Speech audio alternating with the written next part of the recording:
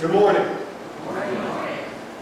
For the 24th week in a row, in case you're counting, I can stand up here and tell you that I am excited.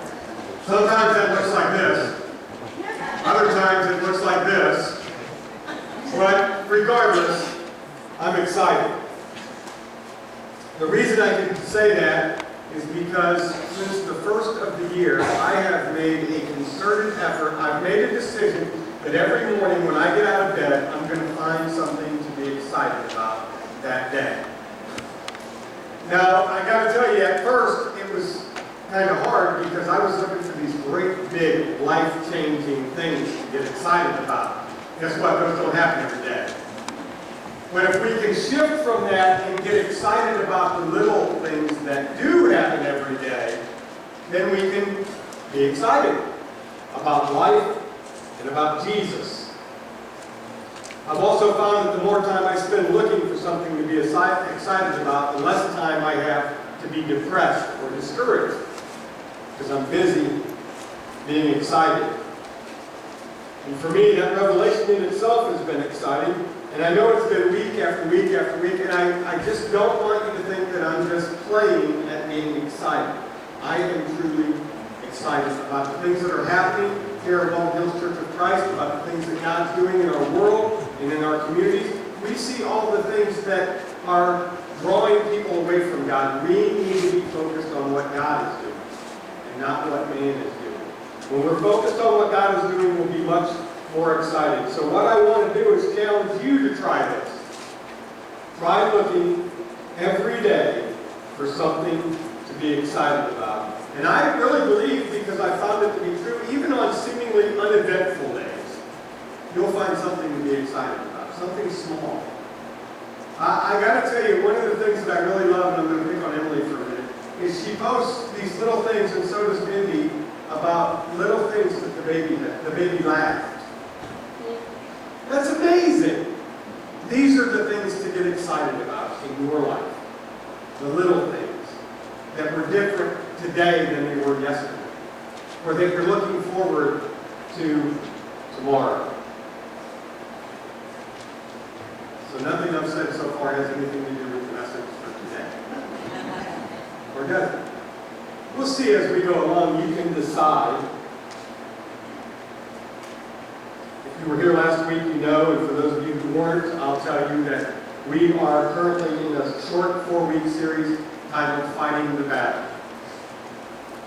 There's war going on, folks. Actually, there are battles going on. The war's been won. Last week we talked about the strategies of war, what tools we have available to us to use in battle. We talked about the fact that our battles as God's people are spiritual in nature. I mentioned Sun Tzu in his book, The Art of War. Amazingly, a book that is 2,500 years old and is still used today to determine strategies not only in war but in business and in life in general. And that ties in with our topic for today, learning from the past. I got to tell you, Donna, you did not hear any of this before this morning, right? And I did not hear the communion meditation before this morning. So I think I know what God wants you all to hear today. Warnings from the past. We can learn a lot from the past. Sometimes we learn what works, and sometimes we learn what not to do again. Hopefully, we learn from those things. Obviously, history is important. It's taught from the time we're in grade school all the way through the halls of higher education. There are people that make their living learning and teaching history. There are lots of quotes related to history and the use of history, and the most well-known is this: those who cannot remember the past are condemned to repeat it.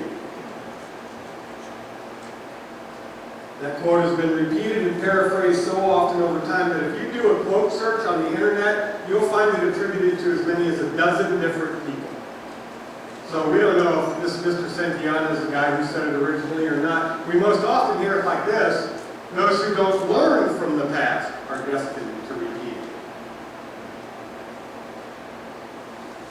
Of course, what most people really mean when they say that is if we don't learn from the mistakes of the past, we're going to make the same mistakes again.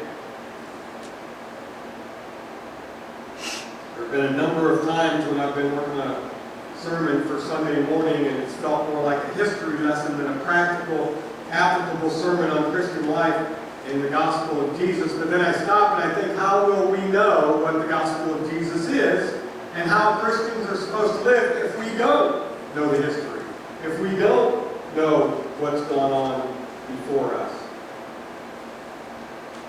If we don't have knowledge of what God has done in the past, we have no reason to trust what He's doing right now or what He's going to do in the future. If we don't know how Jesus lived and what He taught, we can't successfully be His disciples during this life. And also, if we don't know how God has dealt with His people over the course of history, we'll be shocked at how He deals with everyone on that day. Judgment Day. Oh, the preacher said the judgment day. We don't do that, do we? No, we talk about Jesus loves me, this I know, and God forgives my sins, and everything's going to be okay.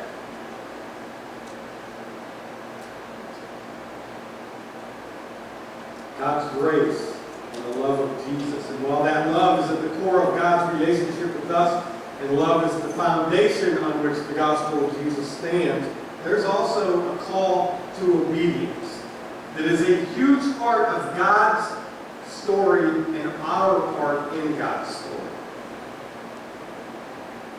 As adopted children of God, we can't grow in our relationship without the knowledge that disobedience brings discipline. Here he goes again. But it's true. We have to remember it. We have to never forget it. Every parent and child knows that this is all true in earthly families. There are rules in families, and there are consequences when those rules aren't adhered to. And I can tell you from experience that even when there aren't any rules in your family, there are other rules that you have to follow. Societal rules, civil laws. And not following those things brings their own set of consequences. So how do we avoid these negative consequences? I would argue that the answer to that has two parts. The first is that we learn from the past. We remember the negative things that happened when we're disobedient, whether it be to a parent or a boss or the legal system or God. We keep those things always in mind. The second part of the answer is that we take what we learn and through application of those lessons to our daily lives, we develop something called self-discipline. Sometimes that's a foreign concept. But self-discipline can keep us from repeating our disobedient behavior. It can also keep us repeating our good behaviors. Like I said, I get up in the morning and I have to stop and think, okay, I'm going to look for something to be excited about. That's a discipline. We don't normally do that when we get out of bed in the morning. So we have to learn this self-discipline. And now that we've established that knowing and recognizing the mistakes made by men and women in the past and how that can give us a distinct advantage in our quest to avoid repeating those mistakes, as this guy right here, who knows this guy? Everybody knows Captain Obvious. As Captain Obvious, I can tell you that the quote that we were referring to about remembering and learning from history was originally spoken in the context of things like war and crime and punishment and social policy. For example, military leaders study past military actions to learn what works and, even more importantly, what doesn't work. In the world of law enforcement, they are constantly studying the past habits of criminals and which forms of punishment are the most effective. And we have social policy. The best example I can think of is prohibition, the Volstead Act of Congress, the 18th Amendment to the Constitution. I have to tell you that most political commentators today will say that was a complete and total failure for this country. It produced a drop in tax revenue and a major increase in organized crime. And in outlawing the production and distribution of alcoholic beverages, lawmakers failed to truly seek the input of the people that they were representing. Those people then simply turned to illegal methods of obtaining the product that they wanted. These facts about war and crime and punishment and social policy, those aren't my commentary on these issues. If you want to know what I think, ask me some other time. But they're just an acknowledgement that remembering them is going to help us avoid repeating them. We have to remember the past. In our spiritual battles, we have information that makes it possible for us to avoid the missteps made by God's people in the past, because we're not the first ones to struggle. We're not the first ones to be fighting these battles. I'm going to read from the Apostle Paul's first letter to the Christians at Corinth. And as I've said many times in the past, the early church, the first century followers of Jesus, these people were not without their own spiritual battles. And unfortunately, it seems that we fight the same spiritual battles that they fought in the past over and over and over again, which leads me to believe that sometimes we're not so good at learning from the past. Or when the battle comes, we forget what we've learned. Maybe that's the case. Because we become more focused on the battle than we do on the battle plan.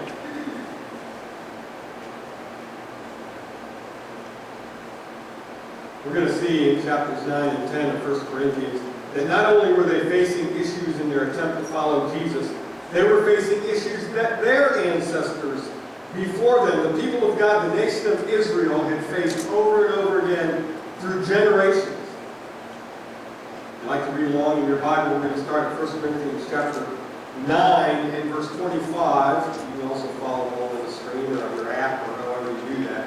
And we're going to read all the way through the end of chapter 10. Now don't get excited. Chapter 10 of 1 Corinthians is not like Psalm 119 with 176 verses. It won't take us all day. 1 Corinthians 9, starting at verse 25, says, everyone who competes in the games goes into strict training. They do it to get a crown that will not last, but we do it to get a crown that will last forever.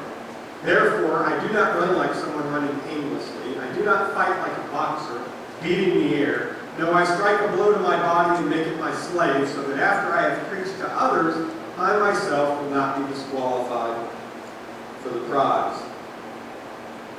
Here we see that Paul ends chapter 9 with this reference to athletic competition, because it's something the people in Corinth would understand. Every other year they had these games that were like Olympic games, and so they would understand where Paul was coming from. Foot racers and pugilists, or boxers, I just like the word pugilist, I'm sorry, are the examples he uses. You'll remember that I mentioned a few minutes ago the fact that one way to avoid the mistakes of the past is to use what we know about those mistakes to develop our self-discipline. Self-discipline is something that most of us begin to learn at an early age and then struggle with for most of our lives. Right? When you're a child and you're told something and the consequence is exactly what you were told it was going to be, you learn a little self-discipline. I won't do that again. As children, if our behavior brings about negative results, such as pain or punishment, over time we avoid those behaviors. For example, if you repeatedly tell a child, and I thought this was really neat that she threw it right out there, if you repeatedly tell a child that the stove is hot, the child may avoid the stove. If the child lays his hand on the hot stove, chances are he will avoid the stove from that point forward. Now, I'm not telling you to let your kids get hurt. I'm just telling you that sometimes we need to see or feel the consequences of our behavior before we learn a lesson. I have to say that was our argument when my son was little. My youngest son would always go for the stove, and I used to tell him that you only do it once. Of course, she was the protector, and she made sure that didn't happen. But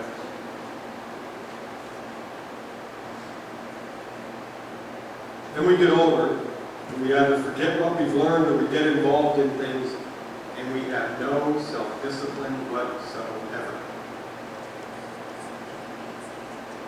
The list is long, you've heard it before.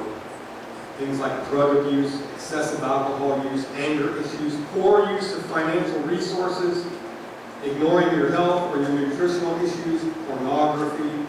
That's just a short list of things that can creep into our lives and we have no self-control.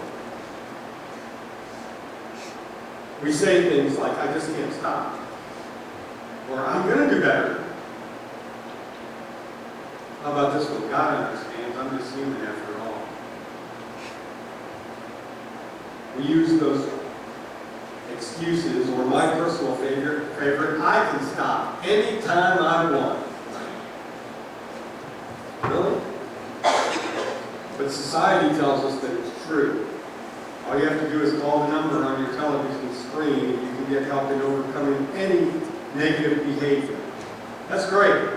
And I have to say I have the utmost respect and admiration for people who provide those services, and I have the utmost respect for people who take advantage of those services. What we're about to read, though, wasn't just written to anyone. The author's writing to Christians, people who have made a commitment to follow the teachings and the life examples of Jesus. That's important to understand when we read these things. As we saw last week, we don't fight battles in the same way that the world fights battles. So let's continue reading now in chapter 10, verse 3, please. For I do not want you to be ignorant of the fact, brothers and sisters, that our ancestors were all under the cloud and that they all passed through the sea. They were all baptized into Moses in the cloud and in the sea. They all ate the same spiritual food and drank the same spiritual drink.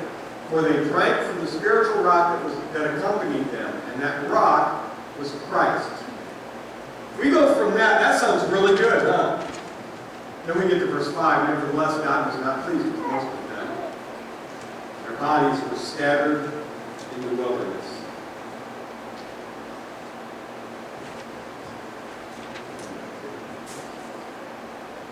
Now these things occurred as examples to keep us from setting our hearts on evil things as they did. Do not be idolaters, as some of them were. As it is written, the people sat down to eat and drink and got up to indulge in revelry. Some of the translations say pagan revelry. We should not commit sexual immorality, as some of them did, and in one day 23,000 of them died. We should not test Christ, as some of them did, and were killed by snakes, and do not grumble, as some of them did, and were killed by the destroying angel. If you know anything about the Bible, you know that Paul's talking about the nation of Israel and how they were led out of their captivity by God. And then in verses 1 through 4, he talks about that, and then we come down to that judgment part. Verse 5 again, nevertheless, God was not pleased with most of them. Their bodies were scattered in the wilderness. What's Paul talking about? God convinces Pharaoh to let the people go. He parts the Red Sea for them. He feeds them. He makes sure they have something to drink while they're wandering around in the wilderness. He provides for them day and night. So why then, of the generation of people who were led out of Egypt, was God not pleased with most of them? Why did most of them die in the desert? Why were only Caleb and Joshua allowed to win the prize that we talked about a few minutes ago? Why were they the only ones to enter the promised land of this generation?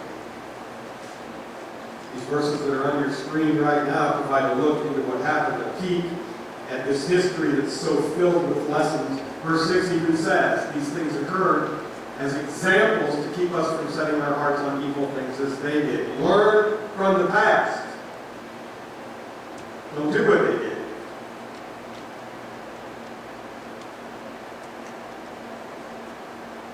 If we don't do what they did, then we won't suffer the consequences they suffered.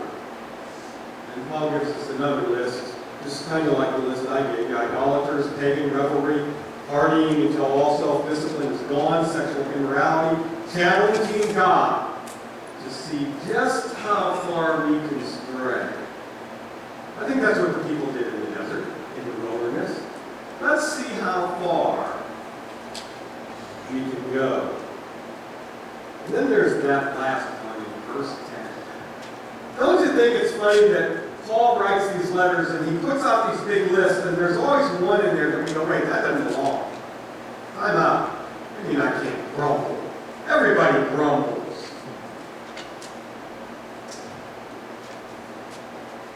And then we hear people say things like, but you don't know what I'm going through, preacher. You can't tell me that.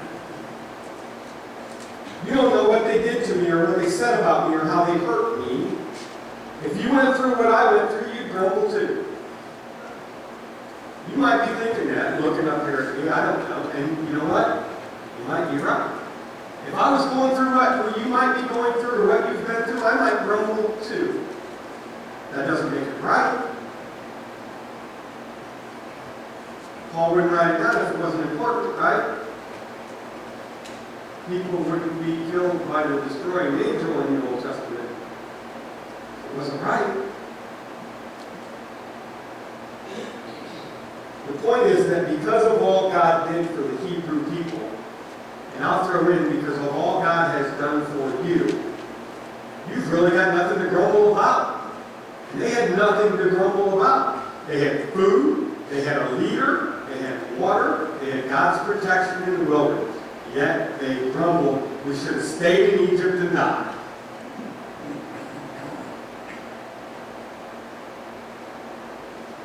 Let's finish reading chapter 10 and see what we learn about how to successfully fight these particular battles. Beginning of verse 11, these things happened to them as examples and were written down as warnings for us, on whom the culmination of the ages has come. So if you think you are standing firm, be careful that you don't fall. No temptation has overtaken you except what is common to mankind. And God is faithful. He will not let you be tempted beyond what you can bear. But when you are tempted, He will also provide a way out so that you can endure it.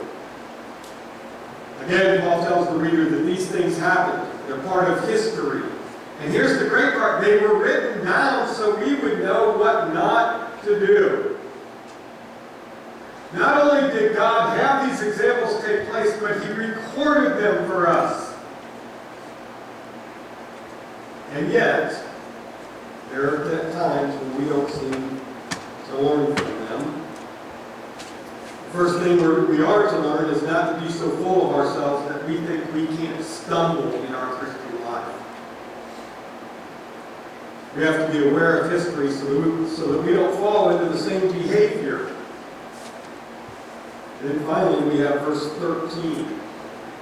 It's a verse like a lot of other verses that a lot of people know. It's quoted by Christians and non-Christians alike. People use it to try to encourage and offer comfort to each other. Let me ask you a question. If you've heard this before, raise your hand. God won't give you more than you can handle. Sorry, it's not what that says. And I'm going to explain to you why that's not what that says. Because it's important that we know. It's definitely encouraging because it tells us that the temptations we face aren't anything new. Which tells me, and tells you, people have been through what we've been through and they've made it. They've been successful. They've been able to get over it. They've been able to get through it with God's help. All human beings have faced and still face the same temptations. The good news, the encouraging thing, and this is what people should tell you, is that God will not allow you to be overwhelmed by these temptations. That's the good news. What's wrong with the statement God won't give you more than you can handle is this. First, God doesn't give you these temptations. They don't come from God. He allows them.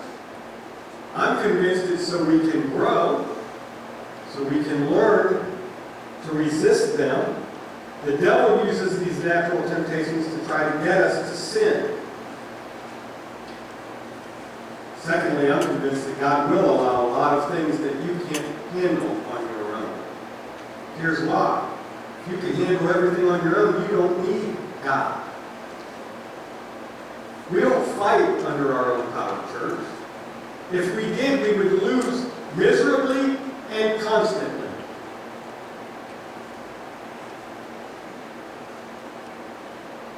We would fail like the Israelites did. But God gives us a way not to avoid being tempted, but to avoid giving in to the temptation. We've convinced ourselves that being tempted is the sin. Being tempted is not the sin. Giving in to the temptation is the sin.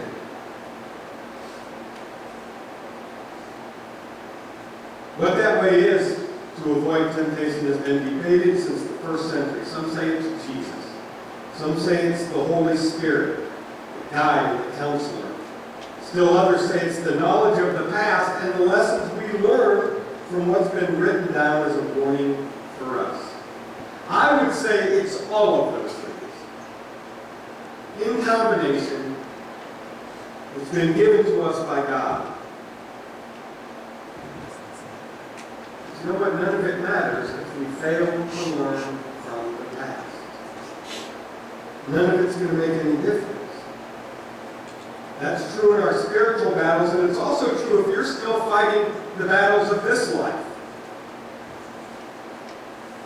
If you face the temptations of this world and you give into them because you're still fighting by your own limited power, maybe, just maybe, it's time to grab a hold of something that will provide a way out. A way out of these vicious cycles that human beings tend to fall into. Maybe the lesson that you've learned from the past is that you can't make it on your own, that you need help. That you, just like me, are weak.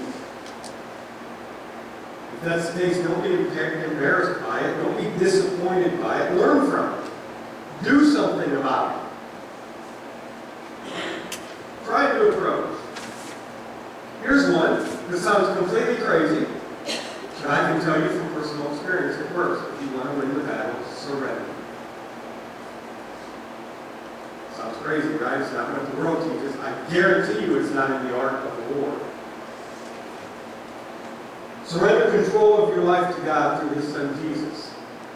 That's how you win these battles. Because fighting under your own power, and if I fought under my own power, we would lose every single time. Let God give you the strength to run the race. Let God give you the self-discipline to get into shape so that you can stand in the race and win the prize. That's the invitation for today. We're going to pray and we'll stand and sing. And if you feel moved to respond to this invitation to let God take over, and to learn from the past, you can just walk right up here and just say, pray. Let's pray. God, we love you. Thanks for writing it down. Give us the wisdom and the discernment to learn from it. Give us the strength to stand firm in our self-discipline when the world throws all these temptations at us. And most of all, give us the knowledge of the past so that we can learn from it and not repeat those mistakes. Father, we know we're going to fall down. Thank you for giving us Jesus who can pick us back up. If there's anybody here that's never surrendered, I pray that they can do it today, because these battles are too tough to fight alone. And I want to see everybody that I can possibly see claim that prize, that crown. Not the crown that withers and falls off our heads, but the crown that lasts forever and ever in eternity. In Jesus' name I pray. The church said, Will you stand, please?